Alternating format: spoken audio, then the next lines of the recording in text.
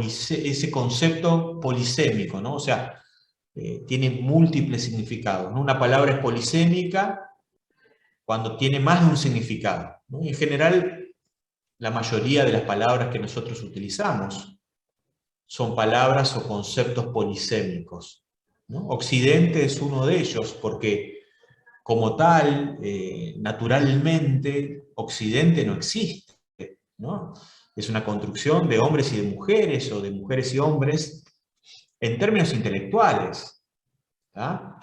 Pero digo, no hay en todo caso algo así como naturalmente una barrera física, ¿sí? Que nos permita, sin ningún tipo de discusiones, ¿no? Delimitar Oriente de Occidente, ¿sí? Pero entonces, a ver, poco esto de la modernidad, ¿no? Toda esa serie de procesos y de cambios transitados, vividos por esto que llamamos Occidente, ¿sí? Aproximadamente desde el siglo XV en adelante, ¿no? Procesos, reitero, que se expresan, por ejemplo, en el plano económico, o en la esfera, o en la dimensión económica, con esta transición, ¿sí? De un sistema económico feudal, llamado feudalismo, sistema económico feudal, ¿no? Ya vamos a discutir algunas características, obviamente, de este sistema económico, a un nuevo sistema económico que llamamos, o que los especialistas llaman capitalismo, ¿sí? Y Tomás, exactamente, ¿sí? Si nosotros tendríamos que plantear, Tomás digo porque en el chat, ¿no? Si nosotros tuviéramos que tomar ahí una de las dos dimensiones claves, que es la dimensión temporal, ¿no? Es la dimensión temporal, diría que no está mal, ¿no? Que planteáramos que esto que llamamos modernidad tiene que ver con esta serie de cambios o de transformaciones en Occidente, y aquí aparece la segunda de las dimensiones, ¿no? Que es la dimensión geográfica, ¿no? Fíjense ustedes que siempre hablamos de, o vamos a hablar, de tiempo y de espacio, ¿no? Tiempo y espacio son algo así como las dos claves, las dos referencias fundamentales para situar y para comprender estos procesos de transformación. Por eso comparto, Tomás, lo que vos nos ponés en el chat, ¿sí? Digamos, hablar un poquito de modernidad aproximadamente desde el siglo XV en adelante, ¿no? Efectivamente, ¿sí? Entonces yo decía, modernidad que empieza, por ejemplo, a manifestarse en el plano económico, en la dimensión económica, en la esfera económica, ¿sí? En esa transición de un sistema feudal, un sistema económico feudal, a un nuevo sistema económico que es el capitalismo. ¿Mm? En el plano político, en la dimensión política, en la esfera política, ¿sí? ¿Con qué tiene que ver esa modernidad? Bueno, fundamentalmente para nosotros tiene que ver con el surgimiento y la consolidación, ¿sí?, de un nuevo actor político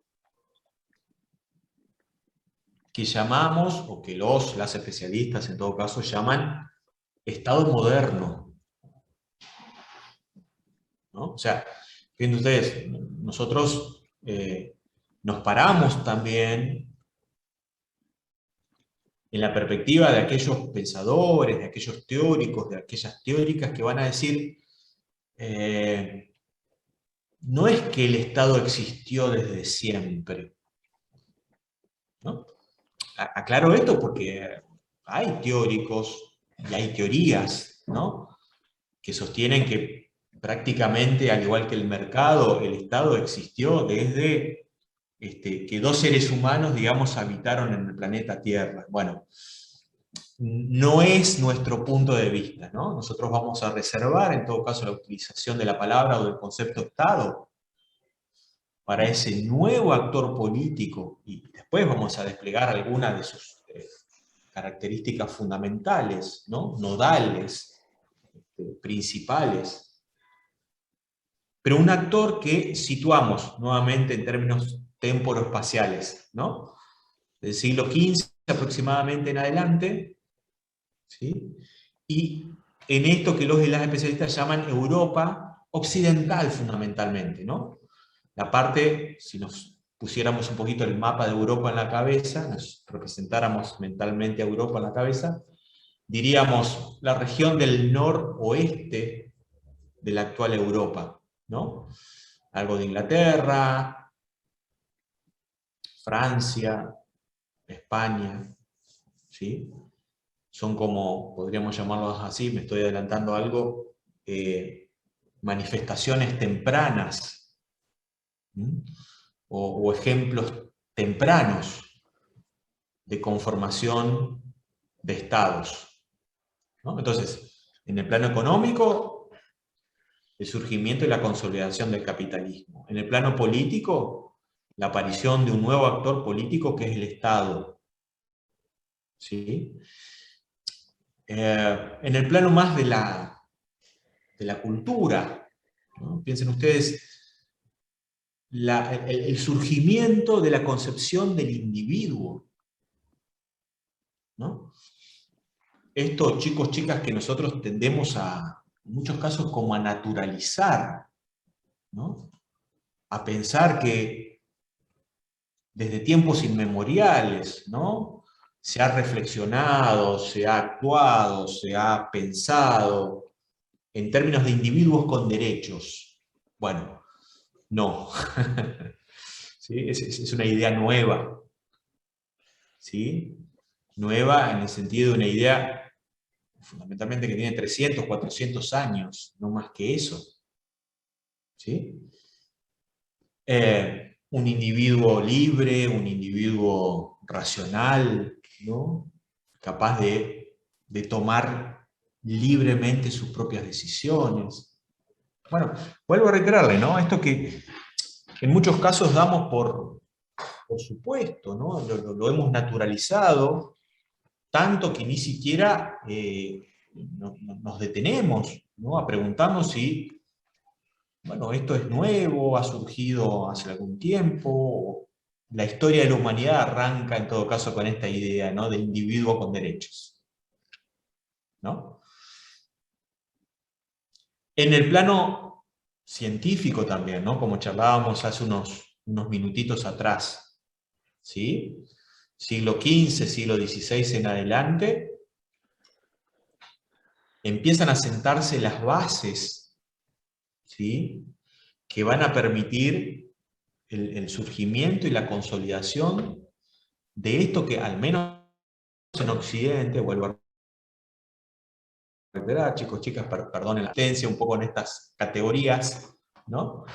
Empiezan, digo, a darse las condiciones y a sentarse las bases de eso que nosotros llamamos ciencia, ¿no? De eso que nosotros llamamos conocimiento científico, ¿no? Sobre el cual obviamente también vamos a dar algunas categorías, pero sobre todo son cuestiones que nosotros vamos a abordar fundamentalmente en la última unidad del programa, ¿no? En la unidad número 5, ¿sí? Epistemología y un poquito de metodología de la investigación, ¿no? ¿Cómo hacemos para producir, o intentar producir en todo caso, eso que llamamos conocimiento científico, ¿no? No cualquier tipo de conocimiento, sino eso que llamamos o intentamos llamar conocimiento científico. Profe. ¿Vamos hasta acá? ¿Alguna duda, consulta, pregunta? Digo, interrúmpanme la cantidad de veces que ustedes crean necesario, porque creo que es mejor empezar así a poquito e ir poniéndonos de acuerdo antes que seguir avanzando, digamos, estas cuestiones. Me tomo un poquito de ¿Me agua. escucha, profe? Sí, dale, dale. Buen día, ¿cómo está? ¿Cómo andás? No, la pregunta era con respecto a lo que usted dice del surgimiento de las ciencias o las bases para el surgimiento de la ciencia a partir del siglo XV. ¿Se refiere a las ciencias sociales o a las ciencias en general? Buena tu pregunta, Valentín. Muy buena. Cuando yo digo ese contexto que permitió las bases, ¿no?, de esto que llamamos ciencia, lo estoy diciendo en términos de ciencia en un sentido amplio, ¿no?, en un sentido más general. ¿Está? Pero es muy buena tu intervención, Valentín, porque es cierto, histórico, cronológicamente hablando, las ciencias sociales, o esto que llamamos ciencias sociales, aparecieron más tardíamente que otras ciencias, ¿no? Ciencias fácticas, o también llamadas, por ejemplo, ciencias duras, ¿no? Como la física, la química, la astronomía, la botánica, como se la llamaba hace tiempo largo atrás, ¿no? Después llamadas ciencias naturales o biología, ¿no?, etcétera, etcétera. Pero es interesante, y vos me das un pie, Valentín, y te agradezco tu intervención, porque es cierto que cuando hablamos específicamente de ciencias sociales, dentro de las cuales incluimos evidentemente las ciencias económicas, eh, a la historia, a la sociología, a la ciencia política de la cual yo provengo, y varias otras más, son ciencias que comparativamente a otras surgieron después, ¿no? Surgieron posteriormente, siglo XIX, ¿no? Siglo XIX. Y después vamos a ver un poquito las grandes tensiones, y yo diría también hasta las grandes discusiones que hubo, ¿tá? Y por qué no sigue habiendo hasta el día de hoy, acerca de si las ciencias sociales debían operar, ¿no?, trabajar de la misma manera que las ciencias que surgieron primeros, o por sus propias particularidades, por sus propios objetos de estudio, ¿no?, por sus propios métodos, etcétera, etcétera. Si bien todas las ciencias persiguen el conocimiento científico, no todas las hacen con los mismos métodos y con los mismos estándares de verdad y de objetividad. A ver, para plantearles así rápidamente, chicos, chicas, algunas discusiones, yo diría a esta altura del siglo XXI como superadas, pero que sin embargo fueron importantes, por lo menos en la primera mitad del siglo pasado, ¿no? Por ejemplo, en el caso de las primeras ciencias que van surgiendo, matemática, física, química, astronomía, etcétera, etcétera, muchos científicos y muchas científicas, digamos, también, sostenían que la objetividad, y por ende, digamos, la verdad, ¿tá?, en cierta medida estaba dada por la distinción, ¿no?, por la separación, metafóricamente dicho, ¿no?, claro, entre el objeto estudiado, ¿sí?, y el investigador o la investigadora. ¿Tá? Piensen o pensemos en todo caso en un astrónomo o una astrónoma, ¿está bien? Siglo XVIII, siglo XIX, ¿sí? La distancia de ese observador, de esa observadora, de otros cuerpos celestes, de la luna, etcétera, etcétera, de alguna manera, entre otros aspectos, aseguraba o tendía a asegurar, para no hacerlo, digamos, tan determinante a lo mío, aseguraba esa objetividad, ¿sí? O sea, la idea de que yo no podía poner ahí más allá de lo que veía, más allá de lo que observaba, ¿no? Lo mismo para un químico, una química, lo mismo para un físico, una física, ¿no? La distancia. Ahora, cuando las ciencias sociales, ciencias económicas, sociología, historia, ciencia política, derecho, ¿sí?, etcétera, empezaron a surgir como ciencias, ¿no? Como tales, a partir del siglo XIX, empiezan las polémicas, empiezan las discusiones, ¿no? Entre otras cosas, ¿por qué? Porque en estas disciplinas, en estas ciencias, el observador, la observadora, en general forma parte, ¿está bien?, de esa pequeña porción de la realidad que quiere indagar, que quiere investigar, ¿no? Formamos parte de la realidad, con lo cual, al formar parte de esa realidad, esa distancia que era como una especie de condición sine qua non, o sea que sí o sí tenía que estar presente, y que venía fundamentalmente de las ciencias duras, de las ciencias fácticas, etcétera, etcétera, no se verificaba. Entonces, ¿es lo mismo hacer ciencias duras que hacer ciencias sociales? Una pregunta, ¿no? Que vamos a retomar y que ustedes van a profundizar sobre todo en la unidad número 5. ¿Sí?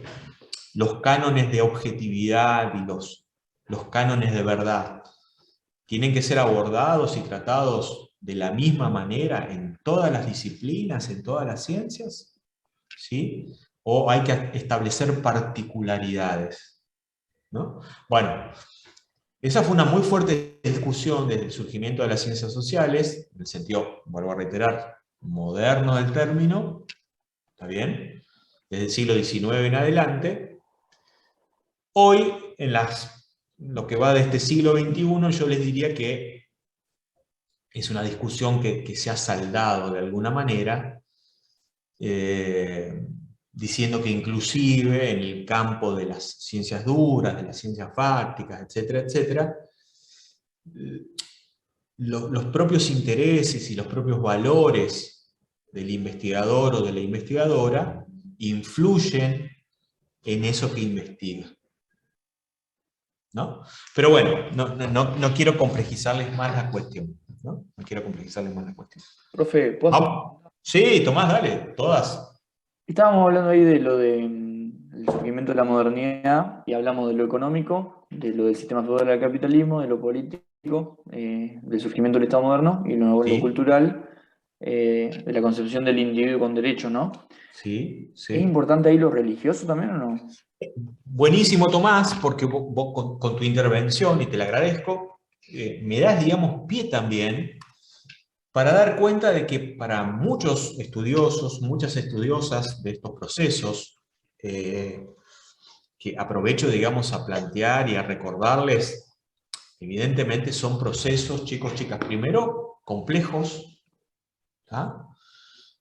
Y en segundo término son procesos que temporalmente hablando, recuerden ustedes, siempre vamos a trabajar con estas dos dimensiones, ¿no? La dimensión temporal, el tiempo, y la dimensión espacial, ¿sí? Son procesos que se dan temporalmente hablando en el largo plazo, ¿tá? Son procesos que abarcan siglos, si ustedes quieren, y me permiten decirlo así de una manera que sea un poquito burda y simplista de mi parte, ¿no? Son procesos en el largo plazo, ¿sí? Estos procesos tan profundos en el plano económico, en el plano político, en el plano del conocimiento, en el ámbito, en la esfera cultural, etc. Voy a decir una verdad muy obvia, pero no por ello, digamos, menos importante, ¿no? No se dan, nunca se dieron, digamos, en realidad de un día para el otro, ¿no? Son procesos, volvemos, chicos, chicas, que temporalmente hablando están situados en el largo plazo. Por eso es que también no le vamos a exigir nosotros una precisión suiza, ¿sí?, en términos de fechas, ¿tá? Obviamente que va a haber ahí un par de fechas que va a ser interesante que ustedes las retengan, ¿sí? Seguramente ya las conocen, pero digo, aquí es un poquito la idea de que son macroprocesos complejos, planteados en el largo plazo, ¿no? Con lo cual, por ahí nuestras exigencias pasan por por referencias temporales más ligadas a siglos, ¿no? Pero no necesariamente, digamos, a fechas puntuales. ¿Tá? Y sí, Tomás, volviendo ahí un poquito a tu intervención, vos me das pie también a remarcar que, sobre todo durante la Edad Media, ¿sí?, ese aspecto, esa dimensión religiosa, ¿no?, de la mano del cristianismo fundamentalmente, jugó, digamos, un papel importante, ¿no?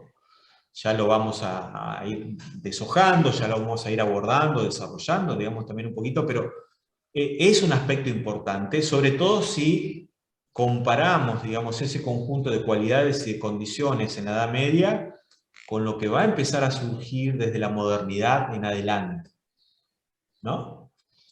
Bueno, para irnos situándose ahí un poquito, les propongo que recordemos como algunas cuestiones muy básicas, pero solamente a modo de recordación, solamente a modo de que nos sirva, digamos, para situarnos un poco temporalmente hablando, ¿no? A ver, un primer gran acuerdo, un primer gran consenso entre historiadores e historiadoras, ¿no?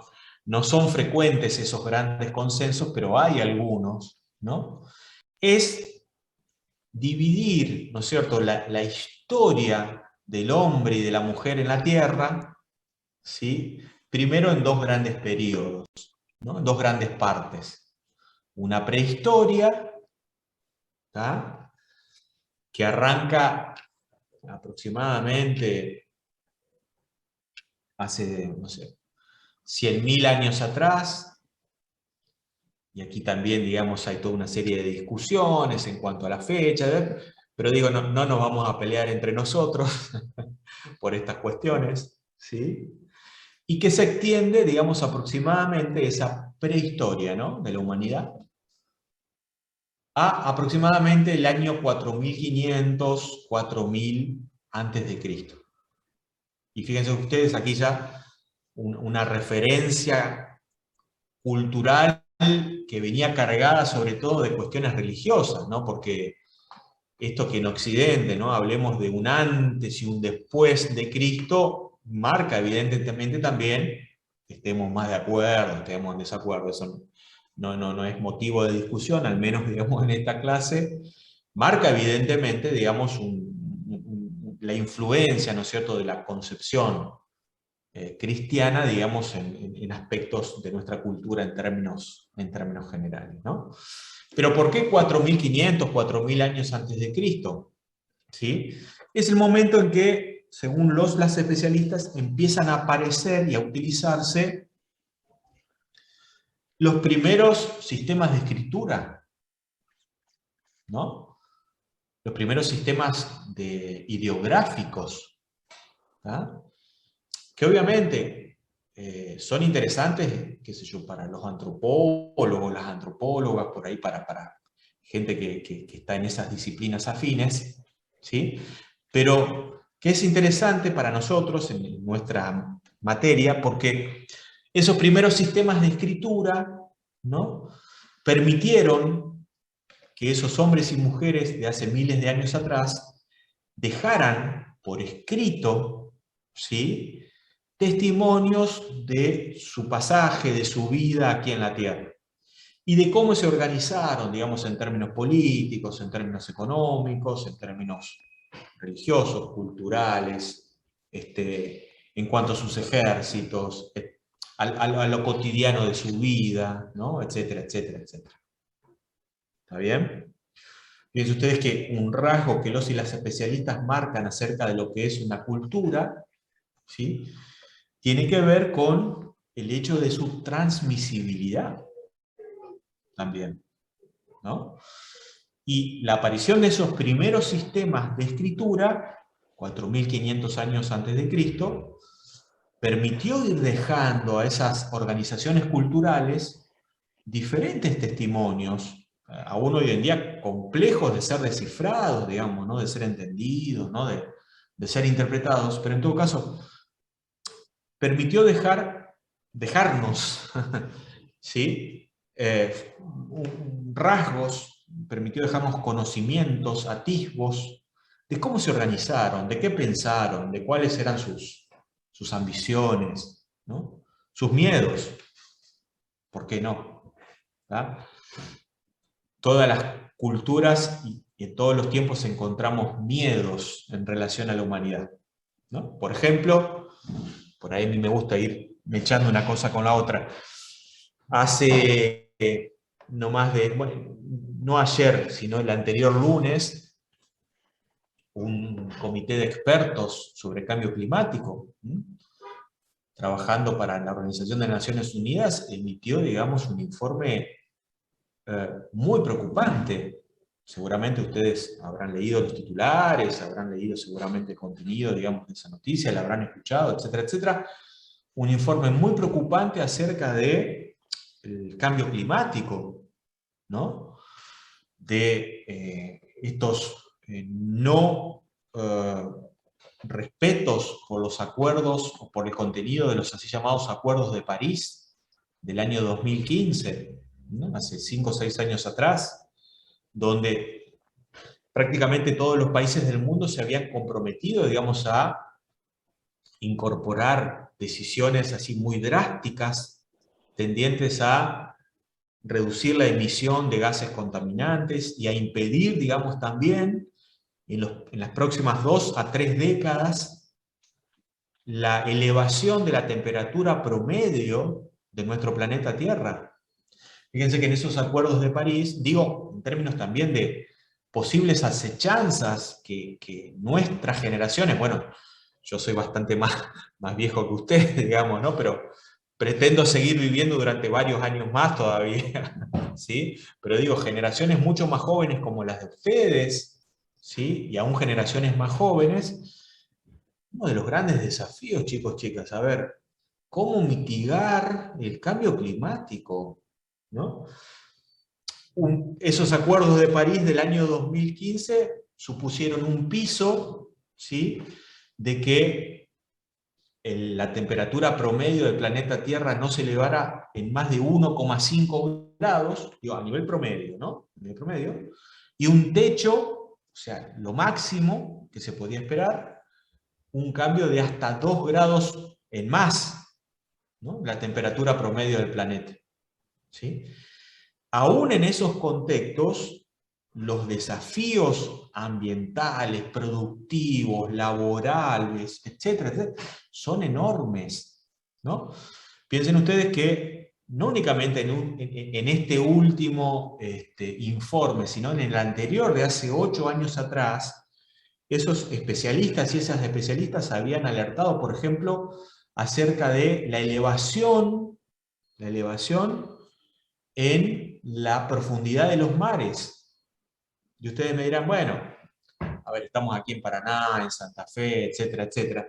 Pero resulta que hay un montón de ciudades desparramadas a lo largo del mundo que quedarían bajo el agua y desaparecerían con la elevación, ¿sí? De la profundidad de los mares, dicen los científicos, entre 40 centímetros, ¿sí? La cifra, digamos, más conservadora dada, o sea, la que más, entre comillas, nos beneficiaría, y 1,5 metros.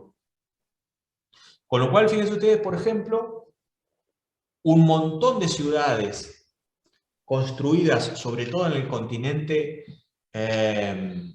oceánico, desaparecerían bajo el agua. ¿Sí? Digo, ¿por qué les estoy proponiendo un poquito esto? No para irme de la materia, sino para decirles que toda época y toda cultura tiene sus miedos, digamos, también, ¿no? Entonces, bueno, estábamos un poco en esa división entre una prehistoria y una historia, pero aquí quería llegar. 4.500 años atrás aproximadamente, ese consenso entre historiadores e historiadoras hace nacer lo que llamamos la historia de la humanidad, ¿no? La prehistoria es muy interesante, pero no es objeto de nuestra de nuestra materia, no es objeto de nuestra disciplina. Sí, en parte, digamos, esto que la historia, como disciplina científica, llama justamente la historia de la humanidad, ¿no? Que ustedes recordarán, para una mejor comprensión, para una mejor organización, etcétera, etcétera, ha sido dividida por estos especialistas en 4 grandes edades. ¿Tá? Repasémoslo, chicos, chicas, así de una manera rapidísima, muy rápida.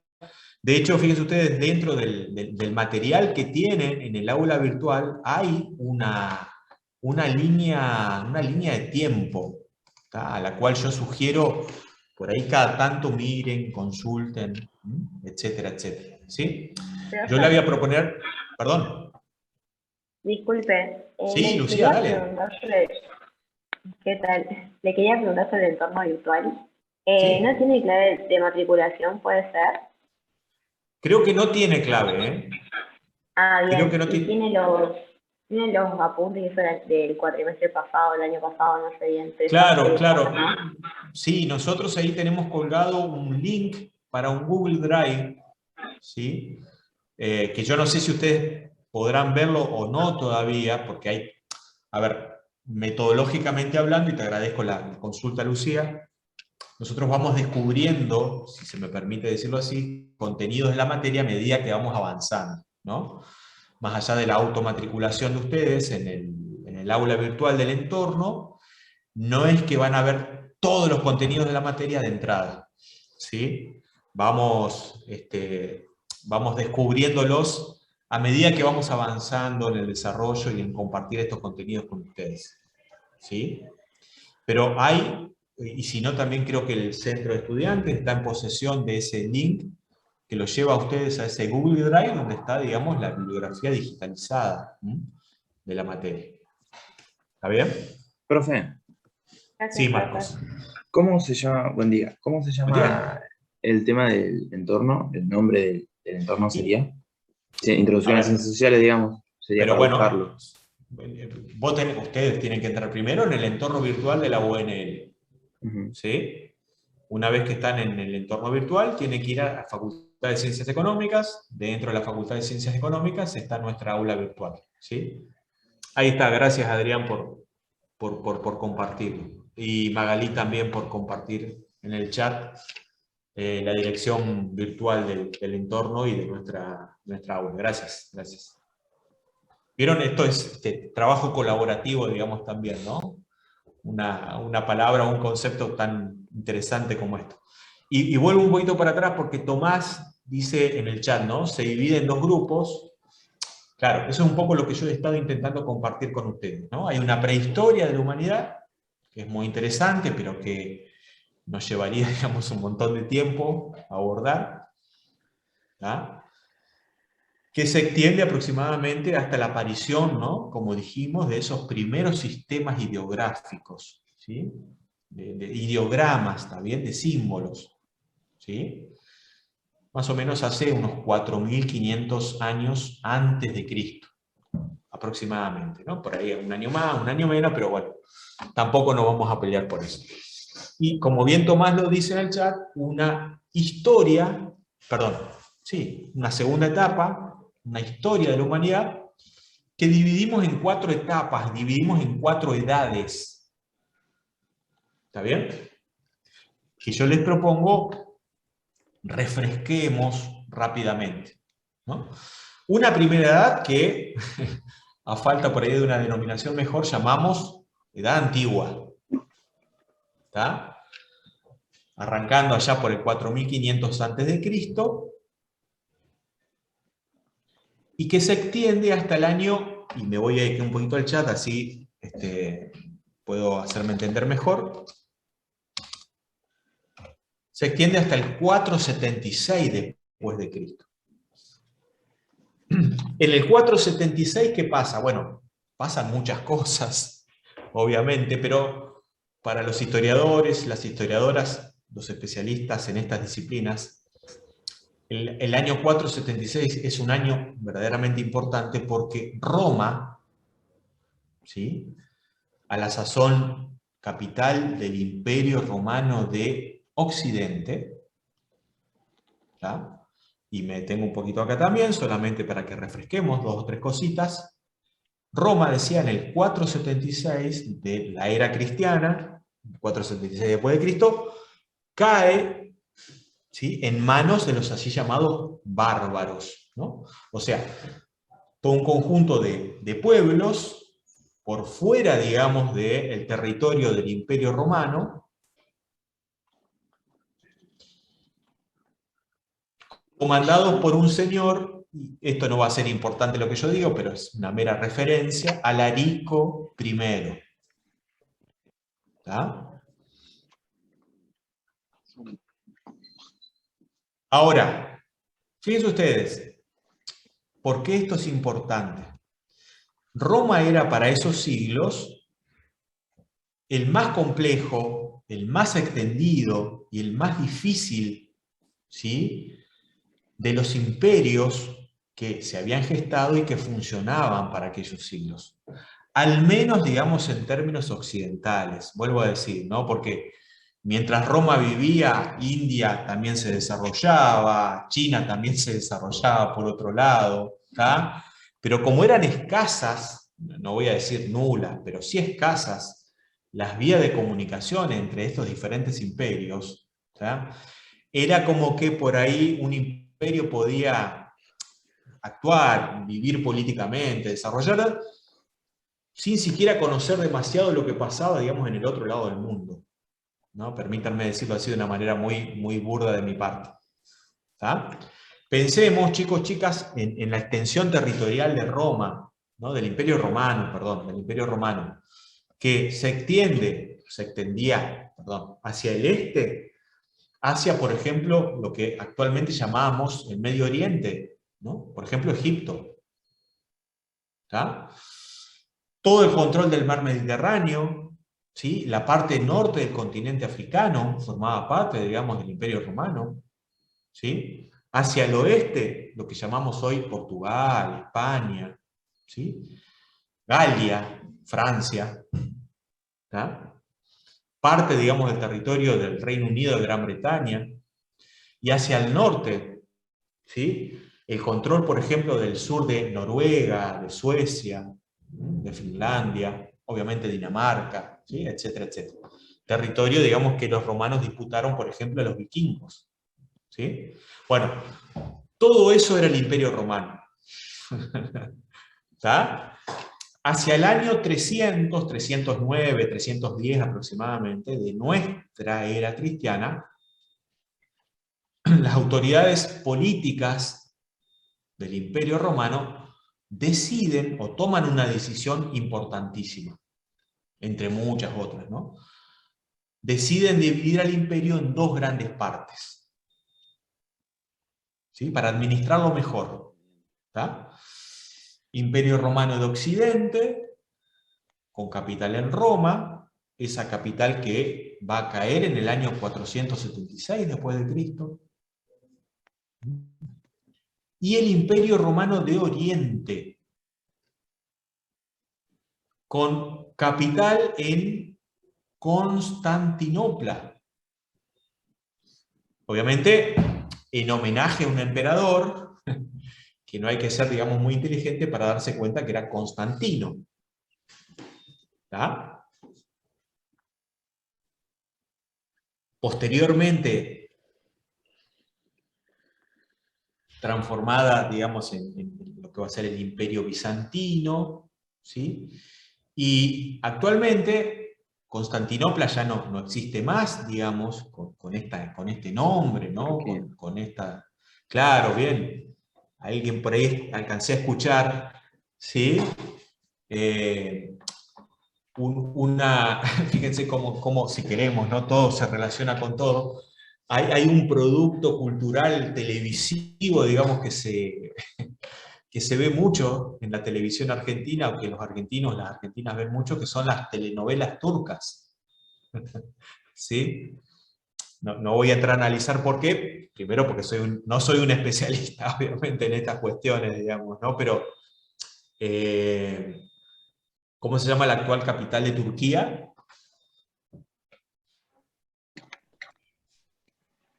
Estambul. Estambul. Bien, Estambul, ¿no? Estambul es la denominación actual de lo que hace varios siglos atrás era Constantinopla. ¿Tá? El Imperio Romano de Oriente, ¿sí?, sigue su camino, sigue su desarrollo, sigue su vida política, su vida económica, su vida cultural, ¿no?, etcétera, etcétera, transformándose posteriormente en el Imperio Bizantino, en capital Bizancio, ¿tá?, y ya mucho más acá en el tiempo, el Imperio Otomano, ¿no?, los turcos. ¿Tá? Digo, pero mientras Roma cae en el año 476, ¿sí?, Constantinopla o Bizancio en todo caso cae 10 siglos después, ¿no? Cae en el año 1452 o 1453. Otra fecha que por ahí hay que recordar, ¿tá?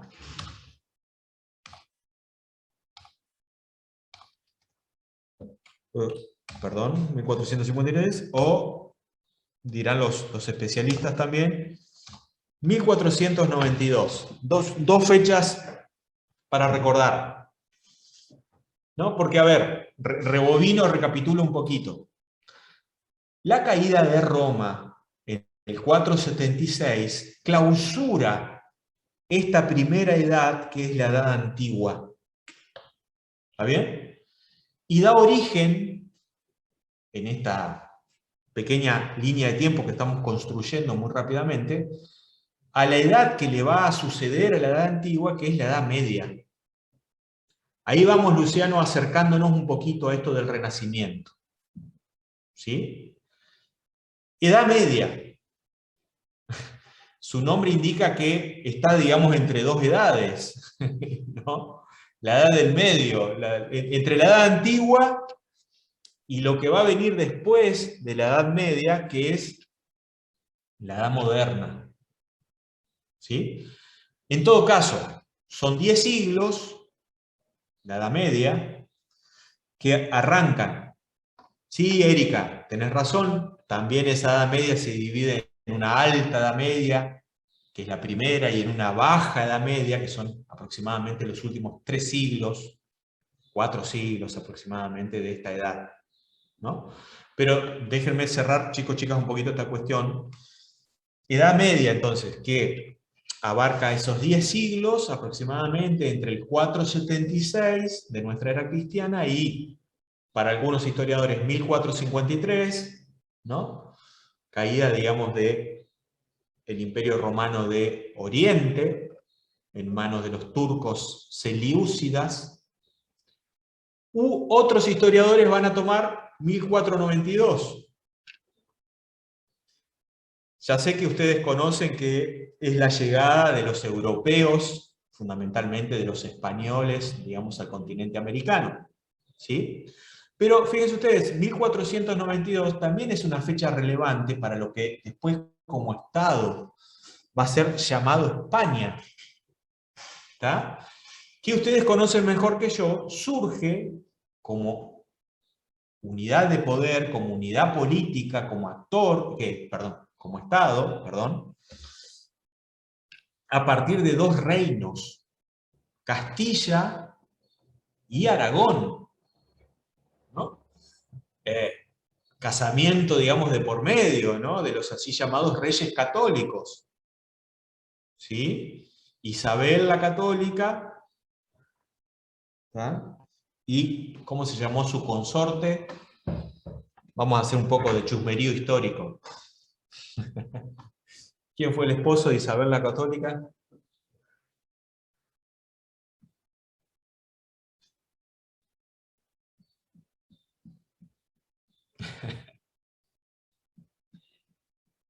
A ver, ¿se acuerdan? Los famosos reyes católicos. Fernando, ¿puede ser? Claro, bien, bien Alejandro. Fernando, exactamente Luciano. Bien Alejandro, bien Luciano en el chat. Los 2 reinos, ¿no?, fundamentalmente involucrados, matrimonio de por medio, ¿sí?, en este proceso de consolidación de la unidad política que después se va a llamar España, ¿no? Castilla y Aragón, ¿sí? Fernando de Aragón, Isabel como reina de Castilla. ¿Tá? Pero, ¿por qué yo les decía 1492 es importante, digamos, en estas cuestiones? No solamente por la llegada de los europeos o de los españoles, en todo caso, al continente americano, sino también porque, fíjense ustedes, en 1492 se produce también la derrota y expulsión o conversión, ¿sí?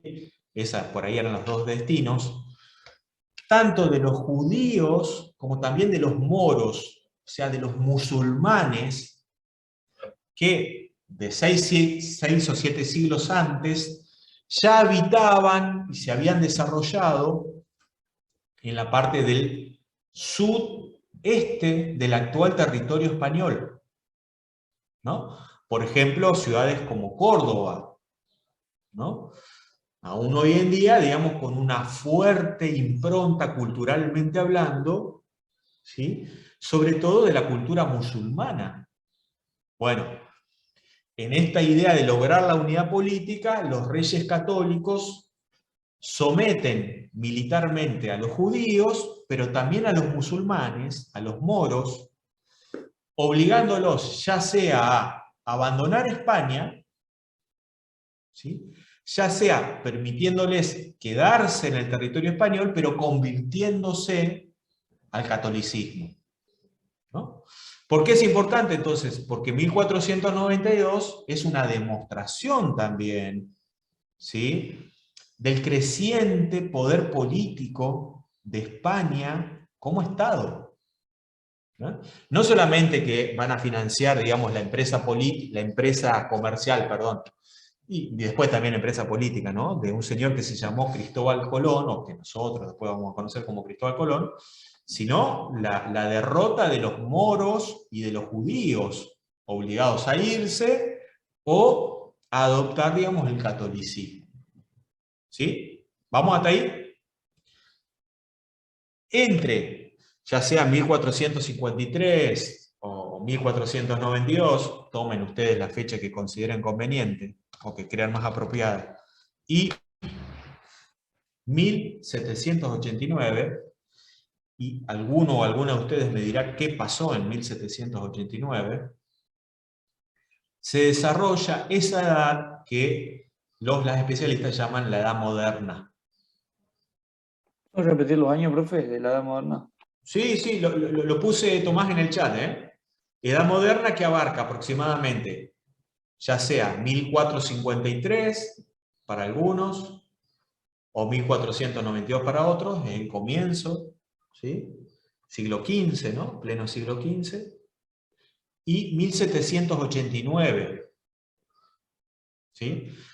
Año en que se da, bien como los compañeros y las compañeras están poniendo en el chat, la revolución. Dicho así que entre comillas y mayúscula, ¿no? La Revolución Francesa. Exactamente. Bueno, en ese contexto de la Edad Moderna, la última parte sobre todo, encontramos eso que llamamos la modernidad, ¿no? Con esas cualidades o características que empezamos a discutir al comienzo de la clase, ¿no? La conformación de un nuevo sistema económico, el capitalismo, la aparición y la consolidación de nuevos actores en el plano político, que son estos estados modernos, estados nacionales, estados racionales, como también van a ser denominados, ¿no? En el plano más cultural, la aparición y la consolidación de la idea de un individuo con derechos, ¿sí? Vamos a encontrar también ahí un proceso que muchos especialistas llaman el humanismo dentro de la modernidad, ¿no? Sobre todo en el plano cultural. Y también lo religioso, chicos, chicas, va a jugar su papel ahí, porque ya hacia fines del siglo XV, comienzo del siglo XVI, fíjense ustedes, la unidad del cristianismo, ¿sí? Una religión que, como otras religiones, había nacido, ¿no es cierto?, geográficamente hablando, en una región, digamos, periférica, ¿no?, lejos del centro del Imperio Romano, ¿no? Nació en una región llamada en ese momento Palestina. ¿Ah? Y a eso vamos, Franco, exactamente como vos lo ponés en el chat, ¿no? Esa ruptura, ¿no es cierto?, de la unidad del cristianismo, de la mano de la así llamada Reforma Protestante, de ese cisma protestante, como bien Franco nos comparte, digamos, en el chat, que no solamente tiene consecuencias en el plano religioso, sino que también tiene consecuencias en el plano político, ¿no?, como lo vamos a ver un poquito más adelante, ¿sí? Estoy como tirándoles un poco esas dimensiones constitutivas de la modernidad puestas en ese contexto histórico, ¿no?, en ese contexto político, cultural, etcétera, etcétera, etcétera. ¿Está bien? Y nos falta la última de las edades, la edad contemporánea, ¿sí?, que arranca en 1789 y se va a extender hasta nuestros días.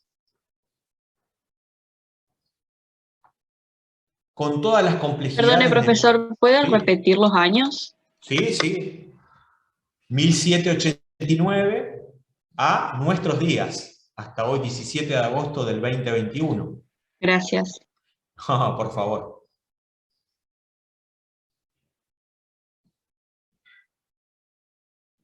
Con todas las complejidades que ello implica, ¿no? Porque pensemos un poquito, chicos, chicas, que la propia denominación, el propio nombre de contemporáneo, ¿no? Bueno, ¿qué significado le podemos dar a la palabra contemporáneo? ¿Qué interpretación le podemos dar a la palabra contemporáneo? Lo contemporáneo quiere decir algo así como un eterno presente. Lo contemporáneo es lo que ocurre hoy, ¿no?, lo que ocurre en nuestros tiempos, ¿sí? Esa denominación de edad contemporánea se dice fue dada por historiadores allá por el siglo XVIII, ¿no?, provenientes de la burguesía, una nueva clase social que se había ido gestando. No nos adelantemos, ya vamos a trabajar también un poquito sobre eso, pero en esta idea de un eterno presente, ¿no?, de un permanente presente, uno de los grandes desafíos, ¿no?, que supone la utilización de esta palabra contemporáneo. ¿Qué vendría después de lo contemporáneo? No tenemos, por lo menos en español, ¿sí?, un concepto o una palabra que nos refiera o que nos haga alusión a lo posterior a lo contemporáneo, ¿no? Fíjense ustedes. Entonces, por ahí algunas especialistas, dentro de esta edad contemporánea, han hablado, por ejemplo, de una segunda modernidad, que estaríamos viviendo, por ejemplo, desde la mitad del siglo pasado en adelante.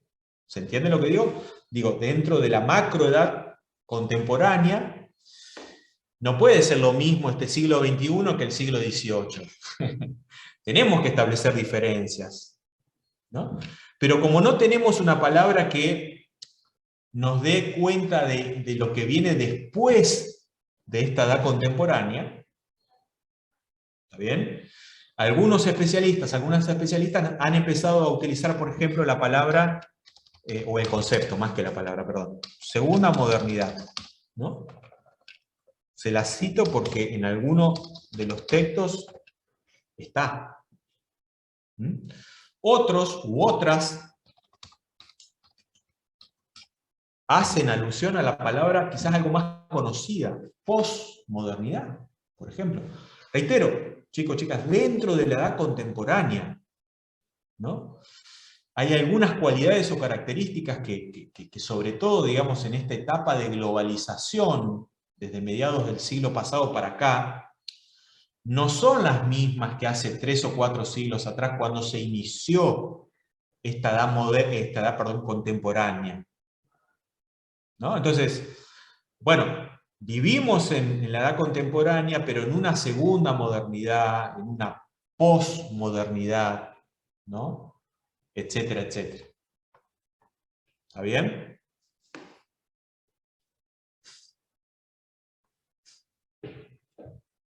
Bueno, yo necesito hacer un cortecito de 5 minutos para un pequeño llamadito telefónico y retomamos. ¿Puede ser? No se me vayan. ¿Está? En 5 nos encontramos nuevamente. Dale, Listo. profe. Gracias.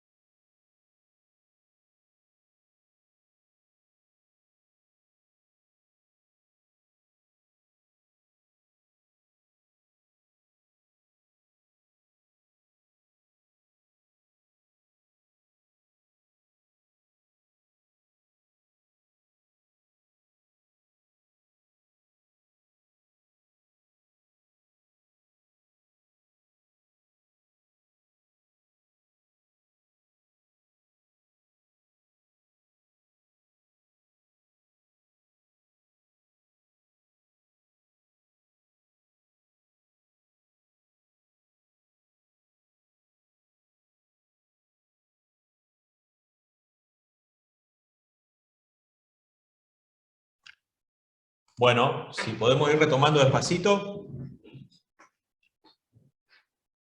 Gracias por la paciencia.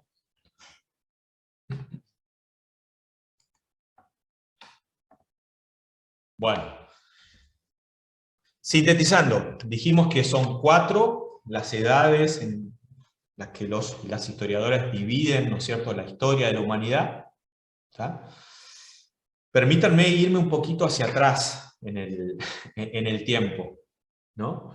Porque la caída del Imperio Romano de Occidente, allá en el 476 de nuestra era cristiana, evidentemente va a tener sus consecuencias en el plano político, en el plano económico, en el plano cultural, etcétera, etcétera, que yo les voy a proponer, sin que esto sea una revelación, ¿no? Sino para que ustedes tengan algunos tips que espero nos permitan comprender mejor lo que va a venir después, ¿no? Para ir llegando a esto de la modernidad. ¿Está bien? ¿Se entiende? A ver, para bien o para mal, Roma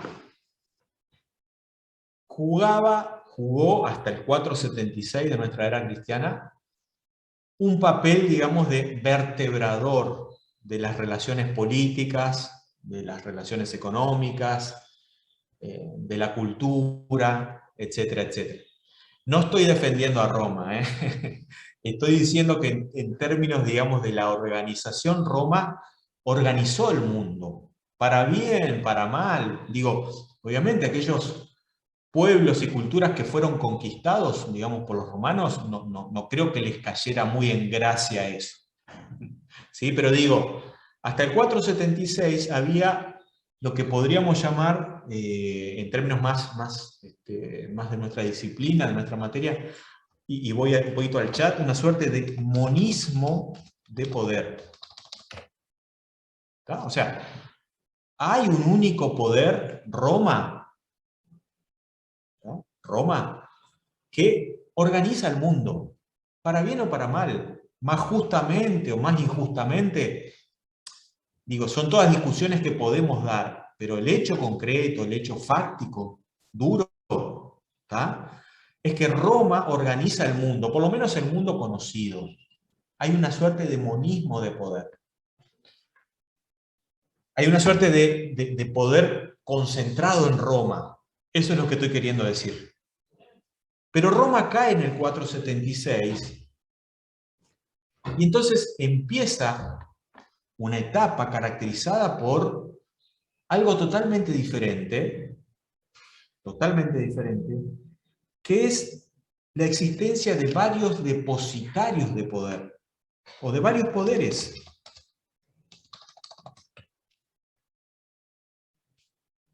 Ya no es solamente Roma.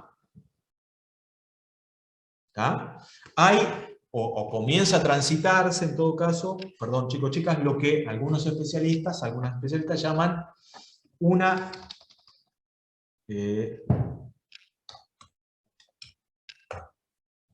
poliarquía. ¿Tá? Término que si nosotros desagregamos, podemos dividir en dos partes, ¿no? La primera, poli o polis, diversidad, muchos. ¿Sí? Y arquía, que viene del griego arcos, con K, que es poder o poderes. ¿Sí? Entonces, un poquito el significado, ¿no?, de la palabra poliarquía. Diversidad de poderes. Digo, si algo caracterizó a la Edad Antigua, era la existencia de un monismo de poder. Pero, la caída de Roma lleva a Occidente, al menos, a una nueva situación, un nuevo contexto. Diversos poderes que en muchos casos se van a aliar entre sí, en otros casos van a competir entre sí.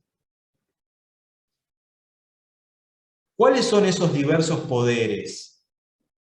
Primero, si yo me parara, y obviamente el diario del lunes, si me permiten ustedes esta expresión, o sea, conocer un poquito cómo ha sido el desenvolvimiento a lo largo de los siglos de estos procesos, a nosotros nos permite hacer esto. Si nosotros nos paráramos en el siglo XV, momento en el cual, con la aparición del Estado moderno, empieza a haber un nuevo monismo de poder, ¿tá? Parados en el siglo XV y viendo hacia atrás, ¿cuáles son esos diversos depositarios de poder que dan lugar a esa poliarquía? ¿Se entiende? Perdón, chicos, chicas, lo que estoy diciendo. ¿Cuál es un poquito el eje de análisis? Valentín, feudos van a venir un poco después, pero vamos un poco hacia eso, ¿no? Primero, dos depositarios externos al Estado. Reitero, todavía el Estado no existe. Va a existir recién desde el siglo XV en adelante, pero yo tengo la posibilidad de, metafóricamente hablando, claro, digo, ¿no? Pararme en el Estado, ¿sí? Y ver lo que pasó antes. Esa es un poco la idea. Hay dos depositarios externos en esa fragmentación del poder, en esa poliarquía. ¿Está bien? Primero, el imperio. ¿Está bien? Porque si bien Roma había caído como organización política, ¿sí? En el vocabulario político de la época, de aquellos siglos, y ahora vamos, Luciano, también a esto que vos estás planteando, tiene que ver en parte con esto, sí, sí. Hay una primera idea, un primer concepto político que es el concepto de imperio. ¿Está? Fíjense ustedes la experiencia histórica, si no, de un señor que va a pasar a la historia, un señor que pertenece a la Casa Real Francesa, que allá por el siglo IX, ¿sí?, de nuestra era cristiana, un señor que se llamó Carlomagno, Carlos el Grande, ¿tá?, intenta, permítanme decirlo así, resucitar políticamente al Imperio Romano, al antiguo Imperio Romano, más la influencia, digamos, de los así llamados, pueblos germánicos. ¿Sí? La experiencia política de Carlomagno, ahora vamos, Erika, un poquito, porque tiene que ver, digamos, también con esa influencia del cristianismo, claro. Pero la experiencia política de Carlomagno, breve, temporalmente hablando, nosotros la conocemos como el Sacro Imperio Romano Germánico. ¿Está? Entonces quiero decir, más allá de que Roma ya no existe más como vertebrador de las relaciones políticas y de poder, etc., sí está esta idea de organizarse, hombres y mujeres, ¿no?, de aquellos siglos, de organizarse en términos de un imperio. Ahora, por el otro lado, como ustedes, o muchos o muchas de ustedes lo están bien compartiendo en el chat, ¿no?, la enorme influencia del cristianismo en todos estos siglos. ¿Sí? Piensen ustedes que el cristianismo, que nace geográficamente hablando, como dijimos, ¿no?, en una región alejada, digamos, del centro del imperio, ¿no?, Palestina, pero que no queda encerrada ahí, se expande,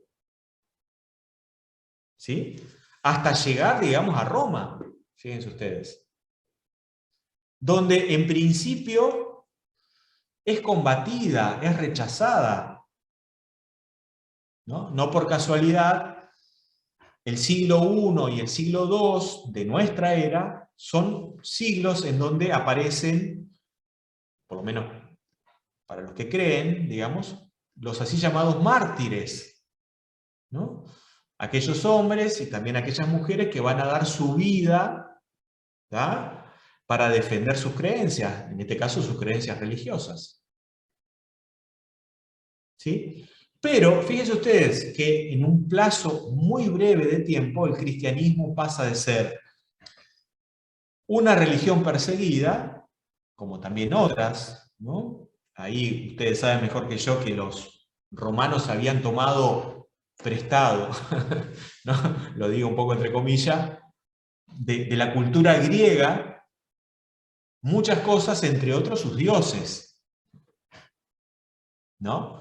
Así, por ejemplo, o sea, eran paganos, eran politeístas, ¿no? Los romanos tenían muchos dioses. Así, por ejemplo, Zeus, ¿no?, el dios más importante de los griegos en ese mundo antiguo, se va a latinizar o va a ser convertido, digamos, en latín como Júpiter. Y así con varios dioses y diosas. ¿Está? Pero fíjense un poco lo curioso que pasa con el cristianismo, ¿no? Que pasa de ser una religión perseguida, ¿sí? En principio una religión que va a ser abrazada solamente por las personas más débiles, por las personas más desposeídas en Roma. Ya en el siglo IV de nuestra era cristiana, ¿sí? Edictos, o sea, comunicaciones reales, ¿no? Fundamentalmente de un emperador que se llamó Constantino, al cual hicimos referencia hace unos minutos atrás, ¿no? Constantino pasa de ser, primero, una religión perseguida, como varias otras, a establecerse de la mano de Teodosio y después de Constantino una suerte de libertad religiosa, a transformarse, y aquí sí de la mano de Constantino, en la religión oficial del Imperio Romano. O sea, para ser romano había que ser cristiano, para decirlo mal y pronto. ¿Sí? Esto, chicos, chicas, en no más de 4 siglos y medio. Está bien, para un hombre o para una mujer, 4 siglos y medio es la eternidad, pero digo, para una organización política como Roma, era poco en términos temporales. ¿Sí? ¿Por qué les estoy comentando esto? Porque a medida que el cristianismo se va haciendo más fuerte, más poderoso, se va organizando de una manera cada vez más compleja también. Hasta que aparece y se consolida ya lo que podríamos llamar la expresión institucionalizada del cristianismo, ¿tá? Que llamamos, qué mal ando para escribir, la Iglesia Católica. ¿Sí? También ahí, a ver, podríamos abordar muy rápidamente la historia de la Iglesia, pero no es, digamos, el objetivo del curso, ¿no? Lo que quiero decirles es que la Iglesia, como la expresión organizada, formal, institucionalizada del cristianismo, empieza a ser cada vez más poderosa también, ¿no? Sobre todo desde ese siglo V, desde el siglo VI en adelante, ¿tá? Cuando el mayor poder lo empieza a tener una parte de esa iglesia, que es el papado. Porque les recuerdo, a ver, algunas primeras discusiones que los cristianos tuvieron allá lejos y hace tiempo, en torno a cómo tenían que organizarse. No todos estuvieron de acuerdo, no todos y todas, aquellos cristianos de aquellas épocas, ¿no? Estuvieron de acuerdo con esa organización jerárquica que supone la Iglesia bajo el formato del papado. ¿Sí? Muchos cristianos y cristianas de aquellos siglos discutieron en la idea o en la necesidad de un poder más horizontal. La idea del papado es una idea más bien vertical del poder. A ver, paso en limpio lo que estoy queriendo decir, y por favor, si no se entiende, todas las consultas, dudas, preguntas son bienvenidas, ¿eh? El segundo gran, entonces, a ver, dice Tomás, los poderes de la poliarquía era, esos son, bien Tomás, los dos poderes que se organizaron en una perspectiva externa, si ustedes quieren, visto después desde el Estado. O sea, lo voy a plantear en otros términos, chicos, chicas. Para que el Estado pudo finalmente constituirse nuevamente en esa unidad de poder, tuvo que sobreponerse al imperio y tuvo que sobreponerse a la Iglesia Católica también. Por eso lo de la Reforma Protestante no solamente tiene ribetes religiosos, sino también tiene ribetes políticos o cuestiones políticas. ¿Está? Otros dos depositarios de poder. En este caso, llamémoslo así para distinguirlos de los dos primeros. Depositarios internos, sobre los cuales, también el Estado va a tener que imponerse para lograr constituirse como una unidad de poder. ¿Vamos? Por un lado, tenemos la así llamada nobleza terrateniente. A ver, ¿qué estoy queriendo decir, chicas, chicos? ¿Cómo se organizó la sociedad en la Edad Media? No se organizó, por lo menos tal cual lo entendemos nosotros, hago la aclaración, ¿sí? Pero no se organizó en términos de clases sociales. ¿Sí? Nosotros vamos a reservar en la materia la utilización de la palabra o del concepto. Claro, por ahí va Luciano. Vamos a utilizar, o vamos a reservar, mejor dicho, la utilización del concepto de la palabra clase o clases sociales para, en todo caso, referirnos a la forma en que la sociedad se organizó en Occidente desde, llamémoslo así, siglo XVI o XVII en adelante, ¿no? Capitalismo de por medio, revolución industrial de por medio, etcétera, etcétera. ¿Sí? Por lo menos esa es nuestra perspectiva en la materia, ¿eh? No tienen por qué aceptarla, pero se las compartimos. ¿Sí? Y bien, como Erika nos comparte en el chat, nobleza terrateniente por un lado y campesinos no libres, o también llamados siervos, con S, por favor, no con C, porque con C es el animalito, ¿sí? Siervos de la gleba tenían que ver fundamentalmente, como bien dice Erika en el chat, con los dos estamentos. El más alto, la nobleza terrateniente, el más bajo, el de los campesinos no libres, en que se organizó la sociedad en la Edad Media, al menos en términos occidentales. ¿Está bien? ¿Vamos? Pero déjenme 2 minutos en relación a la palabra estamento. ¿Sí? En la Edad Media, a diferencia de lo que va a suceder después en la Edad Moderna y obviamente en la Edad Contemporánea, de alguna manera, el hogar en el cual un individuo, una persona nacía, determinaba ¿sí? su futuro. Aquellos que nacían en el estamento de la nobleza terrateniente, su vida a futuro transcurría en ese estamento. Aquella que tenía la mala suerte, lo pongo entre comillas, ¿no?, de haber nacido en el estamento más bajo, en el estamento de los campesinos, su horizonte de vida era vivir y morir como un campesino o una campesina. Hablar de estamentos significaba entonces hablar también de jerarquías. Jerarquías que no se cuestionaban, ¿sí? Jerarquías inamovibles. ¿Y qué se decía? Bueno, por algo será que Dios me habrá hecho nacer en un estamento o en el otro.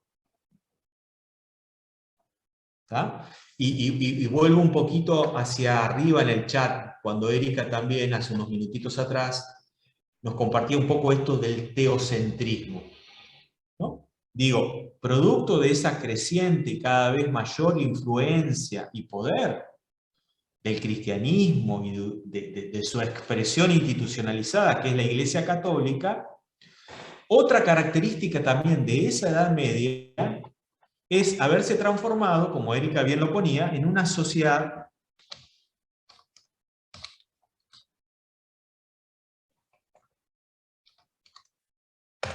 teocéntrica. ¿Sí? Teo Dios, en griego, ¿tá? Céntrica, centro. O sea, la idea de que hay un universo, de que existe el mundo, que está organizado por alguien externo y superior a nosotros, que es el Dios del cristianismo. ¿Sí?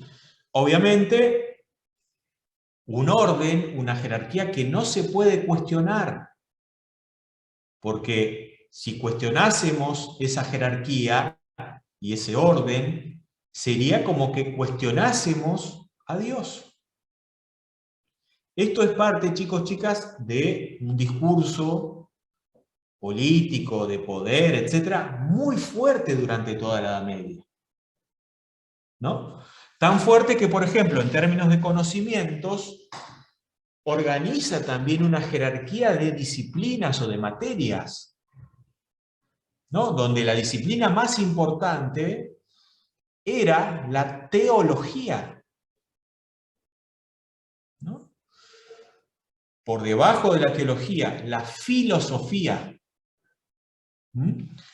Y por debajo de la filosofía, el resto de las disciplinas, ¿no? La matemática, la gramática, la astronomía, etcétera, etcétera, etcétera. Pero aquí es muy fuerte, chicos, chicas, esta idea de que todo lo conocido, el universo, el mundo en que habitamos, estos órdenes de la nobleza y del campesinado, ¿no? Etcétera, etcétera, tenían un único e incuestionable origen, que era Dios. ¿Está? Vuelvo un poquito a esto de los estamentos y perdón un poco la poca prolijidad al momento de exponer por mi parte.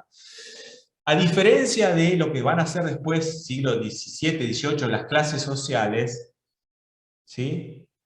Donde una nota característica era lo que muchos especialistas llaman la movilidad entre las clases, ¿no? Qué sé yo, pensemos por ahí en nuestros abuelos o nuestros bisabuelos que vinieron en muchos casos de Europa, ¿no? Y perdón la expresión que voy a utilizar ahora, ¿no? Con una mano delante y otra atrás. Todos sabemos comprender, digamos, el contenido de esta frase, ¿no? Pero en la idea de que sus descendientes, sus hijos, sus nietos, etcétera, etcétera, sus bisnietos, como para ahí pueden llegar a ser ustedes, o un poquito más, podían llegar, digamos, a ocupar una clase social superior a la que ellos traían. Esto de la movilidad entre las clases, ¿no? Pasar de una clase social inferior a una clase social media, y posteriormente la posibilidad quizás de una clase social media a una clase social alta. Bueno, esto es desconocido, no existe esto, en estas sociedades estamentales. Los estamentos son rígidos. No permitieron jamás que un campesino o una campesina pasaran al estamento de la nobleza. Era inconcebible pensar, digamos, en estos términos. ¿Sí? Por un lado. Por el otro lado, entonces, tenemos que esa sociedad de la Edad Media es una sociedad estamental, por lo que dijimos, ¿no? Pero también una sociedad que se había constituido en términos de dos órdenes. Un orden político, ¿sí? A cuya cabeza encontrábamos al emperador. Debajo del emperador, los diferentes reyes. Debajo de los reyes, los diferentes señores o nobles terratenientes. ¿Sí? En todo ello, ¿qué caracterizaba o qué característica fundamental podíamos encontrar? La propiedad de enormes extensiones de tierra, ¿no? Si nosotros tenemos que detectar, digamos, un elemento fundamental o una clave fundamental para entender esa dinámica económica, política, social de la Edad Media, es la propiedad de la tierra. La vida de los nobles y de los campesinos transcurrió fundamentalmente en el campo. Ojo, chicos, chicas, no estoy queriendo decir con esto que no existieron las ciudades. Sería un error de mi parte sostener esto. Pero lo que estoy queriendo decir es que fundamentalmente la vida era una vida que transcurría en el campo,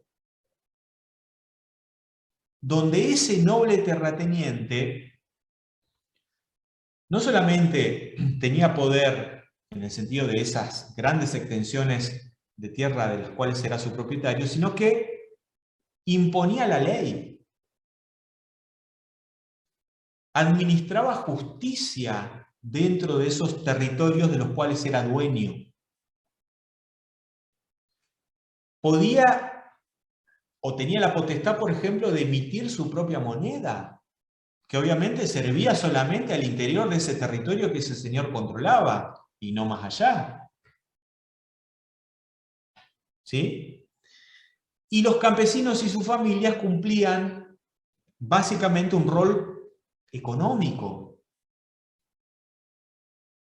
¿Tá? Entonces, un primer orden, que es el orden secular, como se lo llama también, u orden político, a la cabeza el emperador, por debajo los diferentes reyes, por debajo de los reyes los nobles terratenientes, y en la parte inferior de ese triángulo o de esa pirámide, depende de cómo la hemos imaginado, esos campesinos no libres, ellos y sus familias.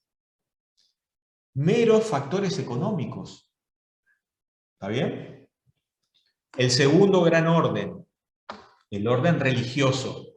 Por eso es que, vuelvo un poquito a ver en el chat para atrás, Luciano Basavilbaso, hace unos 20 minutos atrás, había hecho la pregunta acerca del clero. Exactamente, Luciano y el resto de los compañeros, ¿no? Compañeras. El segundo gran orden que compone ese mundo de la Edad Media, ese mundo social, político y hasta económico, es el orden religioso, producto fundamentalmente de esa enorme influencia del cristianismo y de la Iglesia Católica, que, al igual que el otro orden, el orden político o secular, tiene una única figura en su cúspide o en su vértice, es el Papa. ¿Sí? Por debajo del Papa, los obispos. ¿Sí? Por debajo de los obispos, los sacerdotes o curas más simples de pueblos, ¿tá? Prácticamente sin demasiado poder. Lo que quiero mostrarles aquí es que estos dos órdenes, chicos, chicas, el orden político y el orden religioso, más allá de estar integrados obviamente por personas con diferente denominación, suponían un orden jerárquico. Había jerarquías, no había igualdad entre aquellos que los componían. ¿Sí? ¿Se entiende? Digamos más o menos. ¿Está? Donde, vuelvo a reiterarles, chicos, chicas, la propiedad de la tierra era un elemento clave para entender esas relaciones de poder. ¿Vamos? ¿Hasta ahí? Sí, profe. Perfecto. Buenísimo. Cualquier duda, consulta, pregunta, por favor, formúlenla porque para eso estamos. Profe, Hasta el yo tengo una siglo... duda. Sí, Lucía, perdón, dale.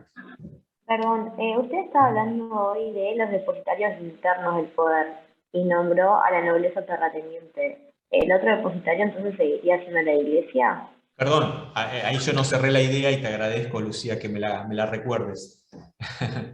Perdón, por ahí me embalo y dejo abiertas algunas cuestiones. Dos depositarios de poder internos, visto desde la perspectiva del Estado, ¿no? Uno es esa nobleza terrateniente, ¿sí? Y el otro depositario de poder cada vez con más poder a medida que el tiempo transcurre. Las ciudades, ¿no?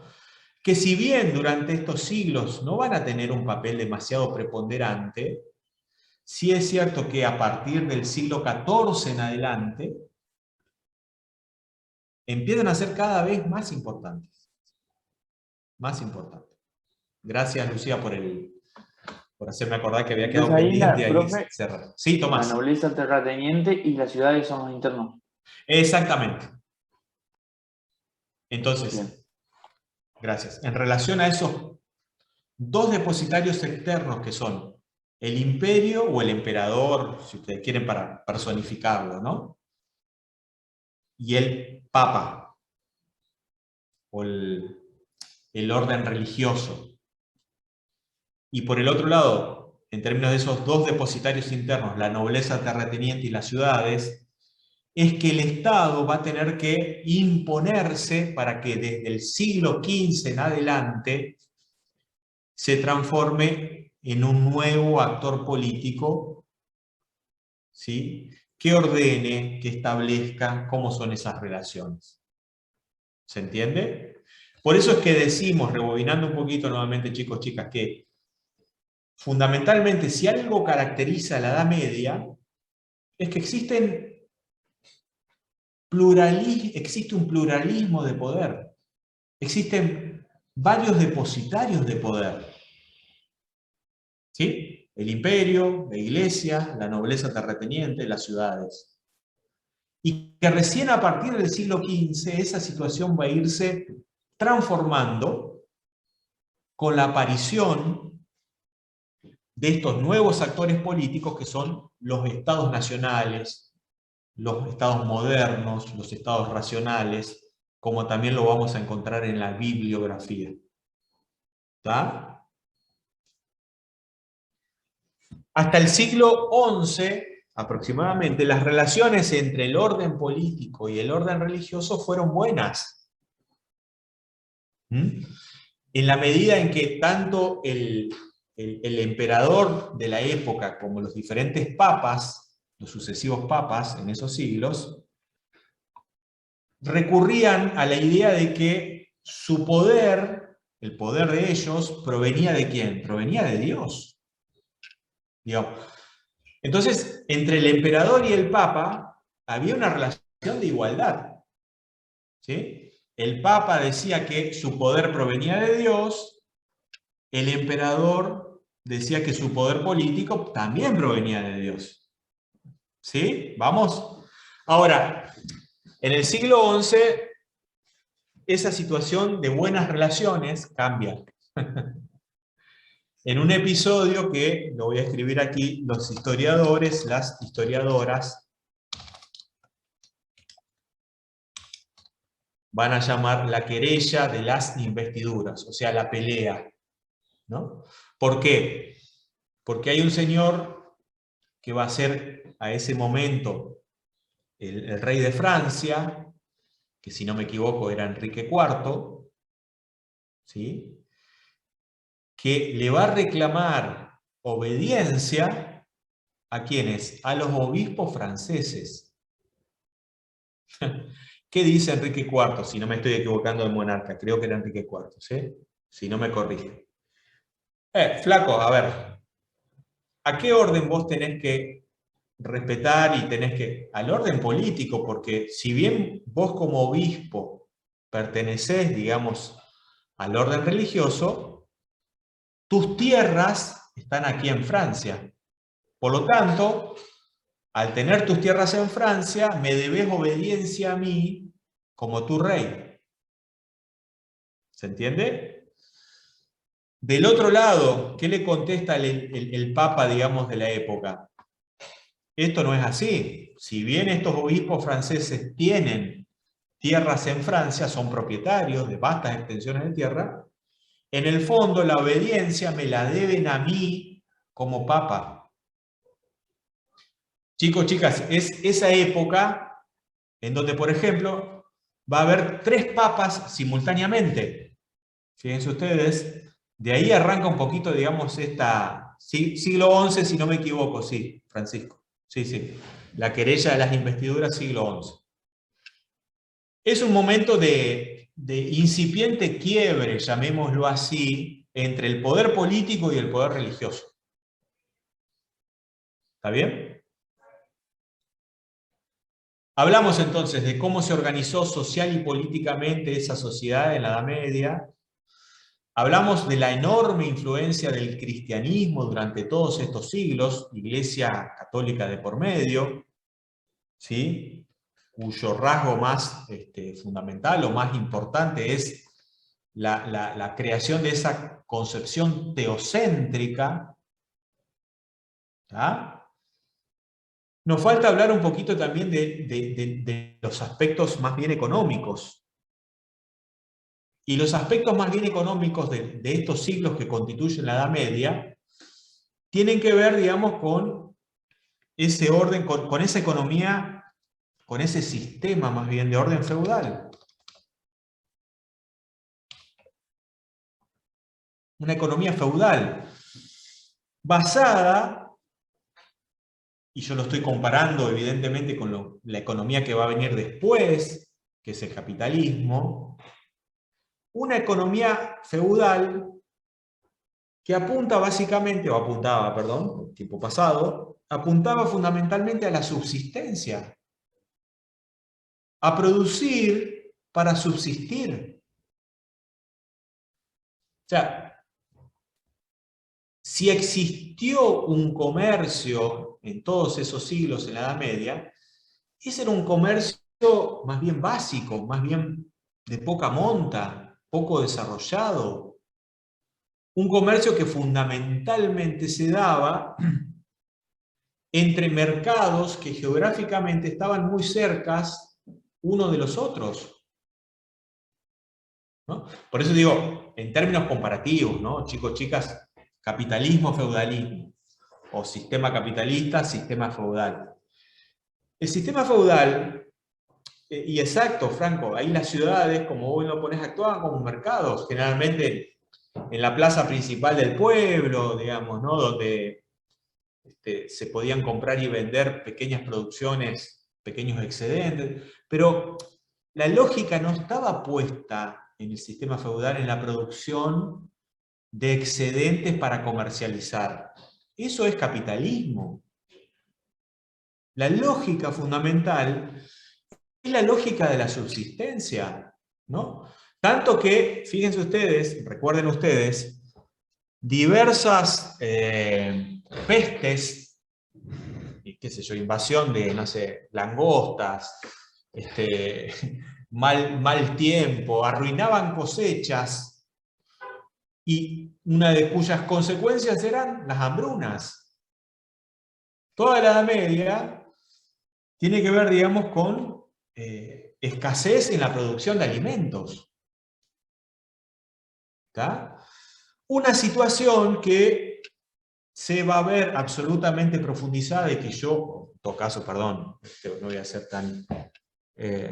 no voy a ponerme tan en el centro del análisis. Digo que los especialistas y las especialistas, ¿sí?, sostienen, alcanza de alguna manera su punto más complejo allá por el siglo XIV. ¿Sí? ¿Qué pasa en el siglo XIV? Hay una crisis de ese orden feudal, sobre todo desde un punto de vista económico, ¿no? Hay hambrunas, hay pestes, los mejores campos, los campos más productivos, más fértiles, como querramos llamarlos, ya están saturados, ¿sí? Entonces hay que buscar nuevas tecnologías para producir, etc., pero obviamente eso tiene mayores costos. Esa crisis del siglo XIV se va a ver manifestada, chicos, también en una crisis poblacional, ¿sí? Mucha gente va a morir. No nos olvidemos que esta famosa peste del coronavirus del siglo XXI no es la primera peste, digamos, que la humanidad en su conjunto está atravesando. Piensen ustedes en la famosa peste negra del siglo XIII y del siglo XIV, ¿no? Producido por el contagio de, básicamente, digamos, enfermedad transmitida por roedores, por ratas, etcétera, etcétera. Algunos barcos que iban de un puerto a otro Obviamente llevaban ratas, ratones, etcétera, que iban, ¿no es cierto?, propagando la enfermedad. Se dice que, o algunas estadísticas dicen que entre 1/3 y la mitad de la población europea murió, ¿tá?, en esas famosas pestes negras o pestes bubónicas, digamos, de la Edad Media, ¿no? Pero bueno, en todo caso, el siglo XIV marca de alguna manera el punto más bajo de desarrollo de ese orden feudal, y a partir de ahí un despegue, un creciente, un incipiente despegue de un nuevo sistema económico que ya no va a ser obviamente ese sistema feudal, ¿no? Una última cosita que quería plantearles. Los últimos 3 siglos de esta Edad Media, un poquito más, un poquito menos, digamos, ¿no? Yo diría siglo XII, XIII, XIV. En otros textos lo van a encontrar en siglo XI, XII, XIII, XIV. Bueno, no importa, siglo más, siglo menos. No nos vamos a enojar entre nosotros. Aparece una institución, que es la institución del feudalismo propiamente dicha, ¿no? Como institución política, como una institución militar y también como una institución económica. Últimos 3 o 4 siglos de esta Edad Media, ¿no? Lo que se llama la Baja Edad Media. Por ahí una compañera creo que había distinguido, bueno, hace unos cuantos minutos atrás. ¿La en baja el Edad chat. Media, profe? ¿O la alta? Sí, la Baja Edad Media. La baja. Exactamente. ¿Sí? ¿Cómo vamos a definir así, de una manera muy rápida de mi parte, ustedes tienen los textos para verlo en profundidad, esta institución del feudalismo? Institución, reitero, política, militar y económica también, que implicó pactos de vasallaje o de enfeudamiento.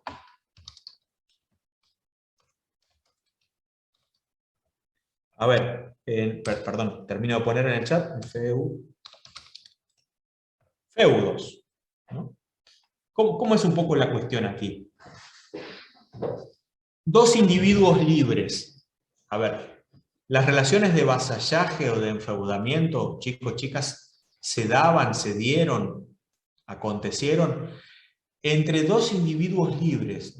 Saquemos, corramos de aquí a los campesinos. Los campesinos aquí no tienen participación, ¿no? Habíamos dicho hace unos cuantos minutos atrás que eran casi parte del sistema económico, y nada más que eso. 2 individuos, uno de los cuales tiene enormes posesiones de tierra, pero no tiene los medios para una administración cotidiana de esa tierra. ¿Está? Entonces, nombra a un segundo individuo su vasallo a través de un rito que por ahí habremos visto en cine, en películas, qué sé yo, en alguna serie, en alguna de estas plataformas de streaming tan de moda hoy en día, ¿no? El señor con más poder, pero que no tenía los medios materiales para administrar esas grandes extensiones de tierra, nombraba a un tercero, siempre un individuo libre, su vasallo.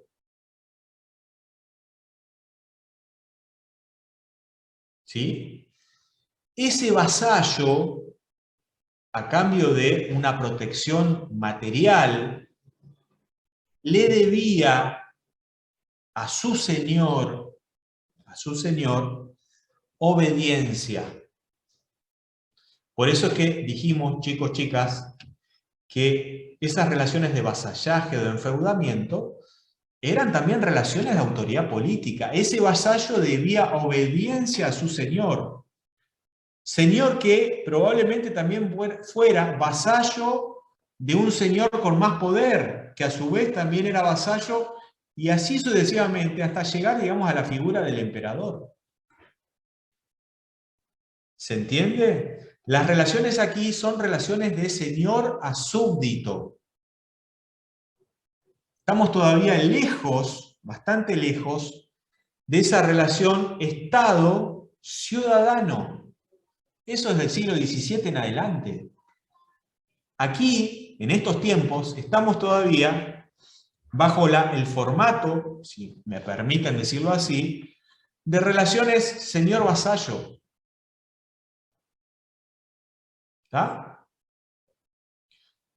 Ojo, obviamente que esas relaciones de subordinación del vasallo frente a su señor también se podían romper. A ver, más allá de que ese vasallo juraba a través de una fórmula ya preestablecida, fidelidad, ¿sí? Era un pacto que aparecía también mediado por la bona fide.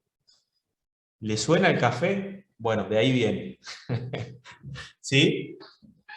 Por la buena fe. Buena fe en el sentido de que ambas partes van a cumplir sus obligaciones, van a cumplir sus responsabilidades, ¿no? O sea, el señor se comprometía a dar protección frente a hambrunas, por ejemplo, a su vasallo, ¿sí? Su vasallo se comprometía, digamos, a su vez, por ejemplo, a defender a su señor, a integrar sus ejércitos privados, etcétera, etcétera, etcétera, ¿sí? Ahora, eso no quería decir que esas relaciones de vasallaje no se rompieran y con mucha frecuencia. Cuando otro señor terrateniente venía y le proponía a un vasallo una mejor condición, un mejor, permítanme decirlo así, acuerdo o arreglo. ¿Está? Bueno, eso tenía que ver con el vasallaje o el enfeudamiento. Los últimos aproximadamente 3 a 4 siglos, ¿está bien?, de la Edad Media. ¿Sí? Un último aspecto al cual quiero hacer referencia, para no sobrecargar, digamos, de cuestiones esta exposición. Dijimos hace unos minutos atrás. Lucía, perdón, ¿tenés alguna duda? ¿Consulta? Sí, perdón, ¿puede ser? Sí, que dale, el dale. No, dale, sea dale, lo mismo dale. que el siervo? Perdón, no te escuché la primera parte. ¿Puede ser que el vasallo sea lo mismo que el siervo? Yo reservaría más bien la palabra siervo para ese campesino no libre. ¿Sí? Que aquí, en este esquema que estamos intentando describir, ni pinchaba ni cortaba. Permítanme decirlo así en términos poco académicos, pero más o menos claros, ¿no? Los campesinos no forman parte de esta estructura de vasallaje o de enfeudamiento. De hecho, cuando se daba, digamos, un acuerdo entre un señor y un vasallo, por ejemplo, ¿no?, todo aquello que ese vasallo tenía que administrar en nombre de su señor, incluía también, por ejemplo, a los campesinos y sus familias, ¿no? Por eso yo digo, eran más bien considerados una parte de ese sistema económico feudal, pero individuos sin derechos, absolutamente sin derechos, ¿no? Bueno, les decía un último aspecto. No, por favor, al contrario. Un último aspecto que quería compartir con ustedes, ¿sí? La ruptura de esa unidad del cristianismo, ¿no? Obviamente el cristianismo se constituyó como una religión no sin avances y retrocesos. Obviamente yo no soy un especialista en historia del cristianismo ni en historia de la iglesia, pero digo, desde los famosos, así llamados testamentos, iba a decir, perdón. Sí, testamentos apócrifos, ¿no? Ustedes saben que la Biblia está constituida por 4 testamentos oficiales, ¿sí? Pero se dice también que hubo muchos otros, bueno, que fueron dejados de lado un poco en esa suerte de construcción de la unidad del cristianismo, esa ortodoxia del cristianismo, ¿no?, etcétera, etcétera. Lo cierto es que para fines del siglo XV, comienzo del siglo XVI, El cristianismo está atravesando una crisis que no va a ser ni la primera, ni tampoco va a ser la última, ¿no? Pero que de la mano, fundamentalmente, de dos monjes, o sea, de dos personas pertenecientes, digamos, a ese orden cristiano, ¿sí? Por un lado, el alemán. Seguimos hablando, profe, de la Edad Media, ¿no? Sí, todavía. Seguimos todavía, Tomás, en la Edad Media, ¿no? Estamos llegando a la parte final, pero digo, fines del siglo XV, comienzo del siglo XVI, esa unidad del cristianismo empieza a ser discutida, por lo menos, ¿no?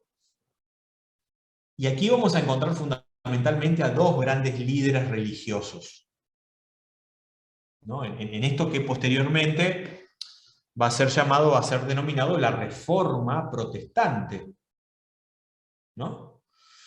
Primero de los líderes, Martín Lutero, como lo escribí ahí en el chat, exactamente, Luciano después también escribe, aporta, un monje alemán, Lutero, que va a escribir las famosas 95 tesis en un documento, que va a pasar a la historia con esa denominación, ¿no? Las 95 tesis.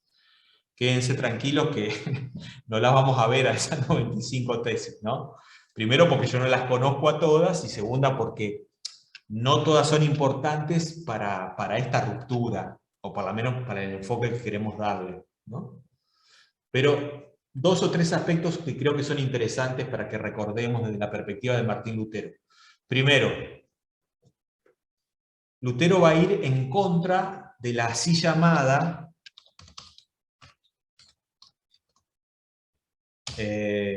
infalibilidad papal. Un antiguo concilio, una antigua reunión, digamos, de los doctores de la Iglesia, etcétera, etcétera, varios siglos antes, a esta ruptura del cristianismo, había dicho que el Papa nunca se equivocaba, ¿no? ¿Por qué? Bueno, fundamentalmente porque era una persona elegida directamente por Dios. ¿Qué dice Lutero? Yo lo estoy diciendo de una manera muy burda, ¿eh? Es algo más sutil, obviamente, la perspectiva de Lutero, ¿no? Pero en el fondo, ¿qué dice Lutero?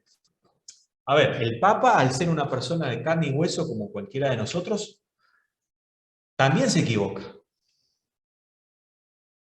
¿Sí? Entonces, fíjense ustedes, se dice que la postura de Lutero es como una suerte de ataque a esa concepción que se había ido desarrollando al interior del cristianismo, de que el Papa nunca se equivocaba, menos aún en cuestiones dogmáticas o en cuestiones de fe, ¿no?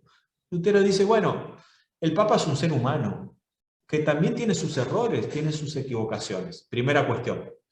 Segunda cuestión, que aparece dentro de esas 95 tesis, ¿no? Cualquiera puede leer e interpretar el contenido de la Biblia. Fíjense que hasta ese momento había una suerte de, llamémoslo así, monopolio del conocimiento y de la interpretación del contenido de la Biblia, ¿en manos de quiénes? En manos de los monjes, en manos de los sacerdotes, etcétera, etcétera. Es cierto, chicos, chicas, situémonos en una época en donde más del 90%, me atrevería así, a decir así a grandes rasgos, más del 95% de la población europea era analfabeta. No sabía leer y por lo tanto tampoco sabía escribir. Con lo cual, ¿quiénes eran los únicos que de alguna manera podían leer e interpretar la Biblia? Los curas, los monjes. ¿Sí? Que se dice, entre otras tareas, realizaban la tarea, por ejemplo, de copiar a mano la Biblia, ¿no? Hasta que aparece un invento que empieza a cambiarlo todo. Para algunos es un invento, para otros es un reinvento, ¿no? No importa la discusión esa. La imprenta de Gutenberg, este buen alemán, ¿está?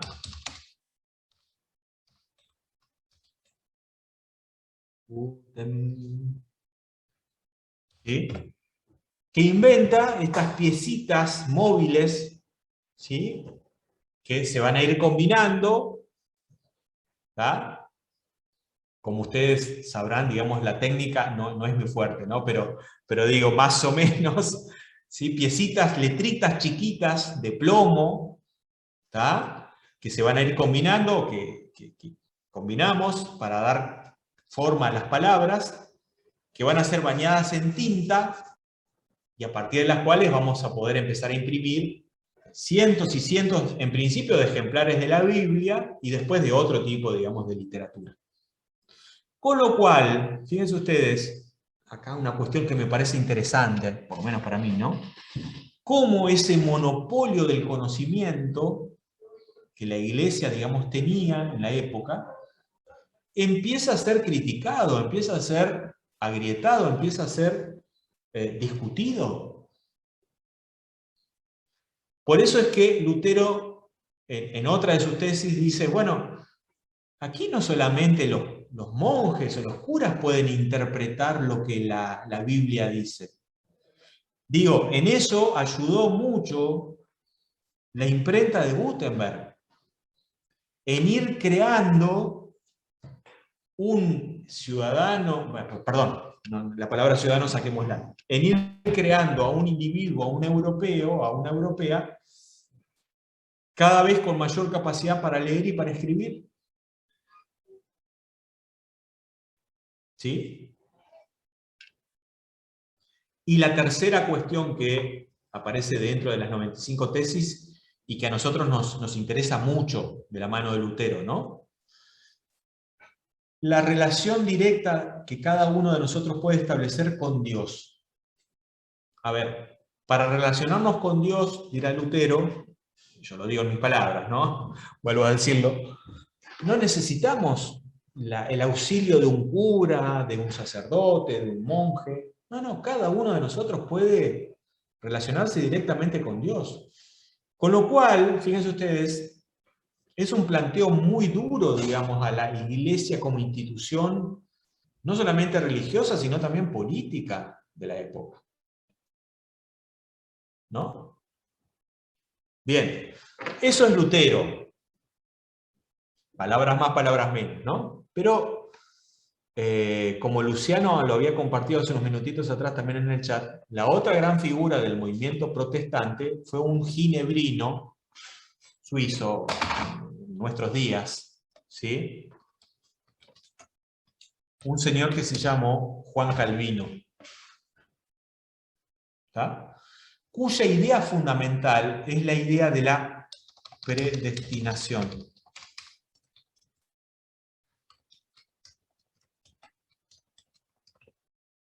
Esa es la idea fundamental de Juan Calvino, de Jean Calvin.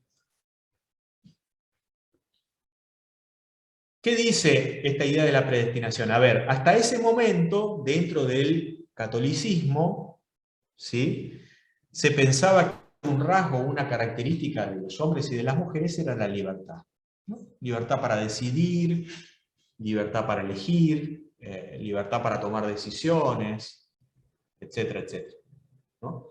De hecho, hasta el día de hoy se sigue diciendo que el hombre es un ser hecho a imagen y semejanza de Dios, y que como entonces Dios es un ser libre, ergo, los hombres y las mujeres somos libres, ¿no?